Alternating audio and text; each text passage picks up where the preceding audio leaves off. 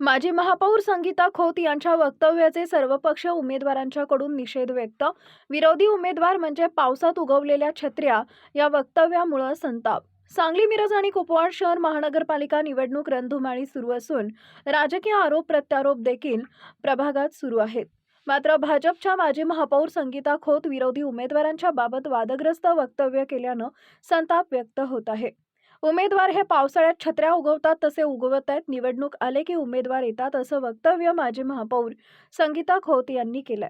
त्याला दुजोरा दिला पाहिजे, कारण आज जसे छत्र्या उगवतात त्याप्रमाणे या ठिकाणी उमेदवार उगवत असतात. येऊन 4 दिवस फिरायचं आणि नागरिकांना भूलथापा मारायचं हा विषय नागरिकांच्या सुद्धा लक्षात आलेला आहे. नागरिक त्या भूलथापांना बळी पडणार नाहीत. नागरिक विकासाच्या मागे आहेत. आज भारतीय जनता पार्टीनं प्रचंड अशा अनेक योजना सर्वसामान्य नागरिकांच्यासाठी आणलेल्या आहेत. आज शेतकरी सन्मान योजना असेल, उज्ज्वला गॅस योजना असेल, स्वच्छालय. हे वक्तव्य आता वादात सापडलंय. या माजी महापौरांच्या वक्तव्याचा प्रभाग 7 मधील सर्वपक्ष उमेदवारांनी निषेध व्यक्त केला असून जर 5 वर्ष तुम्ही चांगल्या प्रकारे प्रभागात काम केले असते तर आम्हाला रस्त्यावर उतरायची आणि तुमच्या विरोधात उभे राहण्याची गरज लागली नसती असा टोला देखील यावेळी या उमेदवारांनी लगावला आहे. तर माजी महापौर यांच्या वक्तव्यामुळे प्रभाग 7 मधील भाजप उमेदवार अडचणीत येणार का असं तर्कवितर्क लढवले जात आहेत. भाजप उमेदवारांना या वक्तव्याचा फटका बसतो की काय अशी परिस्थिती सध्या प्रभाग क्रमांक 7 मध्ये दिसून येते. नमस्कार, जय महाराष्ट्र. मी महाराष्ट्र नवनिर्माण सेना मिरज शहराध्यक्ष. वॉर्ड नंबर 7 मधील महाराष्ट्र नवनिर्माण सेना व शिवसेना युतीचा अधिकृत उमेदवार. काल या वॉर्डाच्या माजी नगरसेविका तसेच सांगली, मिरज, कुपवाड शहर महानगरपालिकेच्या माजी नगरसेविका संगीताताई खोत यांनी जे वक्तव्य केलं ते निषेधार्थ आहे. मी सर्वप्रथम या वक्तव्याचा निषेध करतो. अशा मोठ्या संविधानिक पदावर बसलेल्या व्यक्तींकडनं अशी विधानं होणं हे दुर्दैव आहे. आपण 7 नंबर वॉर्डावरतीच मोठे झालात, इथं निवडून आलात, 25 वर्ष आपण राज्य केलं, महापौर झाला आणि त्याच वॉर्डातील जनता ज्यावेळेस आमच्यासारखी तरुण मंडळी एकत्र येऊन आपण जो विकास नाही केला त्या विकासासाठी झटण्यासाठी आज महापालिका इलेक्शनमध्ये उतरलेले आहेत. आणि त्यांना जर तुम्ही असं म्हणत असाल तर ती सर्वात मोठा तुमचा गैरसमज आहे, तुमची चूक आहे. आणि हे तुमची चूक येणाऱ्या 16 तारखेला तुम्हाला दिसून येईल. आपल्या लोकांना मोठं तोंड करून आम्ही वॉर्डात हा विकास केला, तो विकास केला, परवा तुम्ही पाणी आलं म्हणून बातमी लावली, नुसतं बोलून दाखवू नये, करून दाखवावं.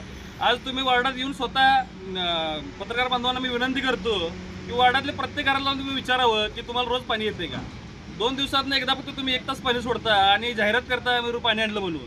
अशी जाहिरात तुमची भाजपची कायमच केली आहे भाजपनं. आणि आम्ही तुम्हाला पण सांगतो, फक्त जाहिरातीवर जोर देऊ नका, कामं पण करा, जेणेकरून लोकांनी तुम्हाला म्हणावं कामं केल्यात. तुम्ही आमच्यावर वेळ आणली इलेक्शन लढवण्याची, ती जर तुम्ही कामं केली असती वेळ पण असते. ह्या येणाऱ्या महानगरपालिका निवडणुकीत तुम्ही फक्त पैशाच्या जोर लढताय, कारण आमच्याकडे निष्ठावंत आहेत, आम्हाला लोक मानणारा वर्ग आहे, आम्ही ग्राउंड लेवलला फिरलोय, लोकांच्या जाणीव आहेत आम्हाला, आम्ही त्याच भागात राहतोय, लोकांच्या मध्ये फिरलोय. आम्हाला सांगितलं लोकांनी की भाजपनं फक्त विकास हा कागदावरती केलेला आहे आणि येणाऱ्या महानगरपालिका निवडणुकीत या कागदावरचा विकास जनता नक्कीच त्यांना दाखवल्याशिवाय सोडणार नाही.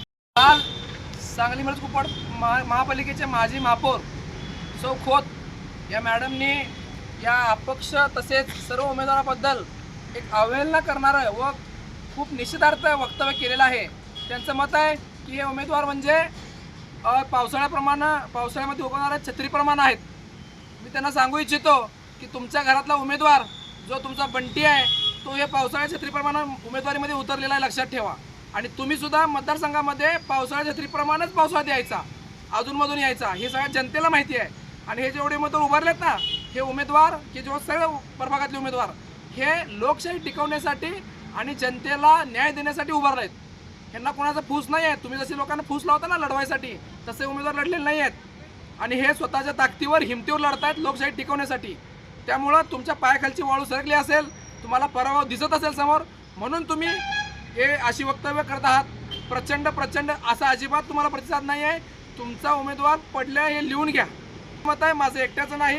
आणि सर्व अपक्ष उमेदवार तुम्हाला त्यांची ताकद दाखवतील आणि 16 तारखेला तुम्हाला कळेल की कुणाला कुणाबद्दल कसं बोलायचं असतंय आणि हा पैशाचा माज कसं उतरवते जनता हे तुमच्या लक्षात येईल.